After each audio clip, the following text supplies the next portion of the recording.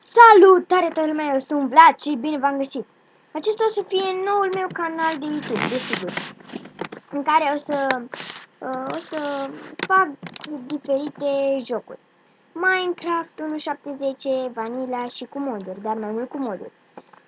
NBA 2K14, Naruto și Puden Ultima Ninja Turn 3, Counter-Strike pe Expert, 1.6 desigur. FIFA 14 și Sims 3 Deluxe, dar mai rar. GTA San Andreas și GTA San Andreas Multiplayer, SAMP adică.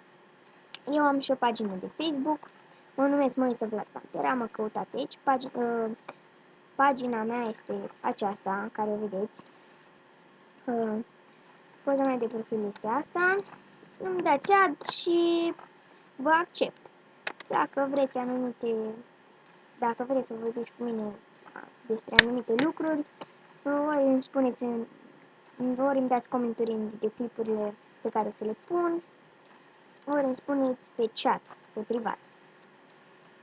Acesta a fost review-ul despre canalul meu de YouTube. La revedere!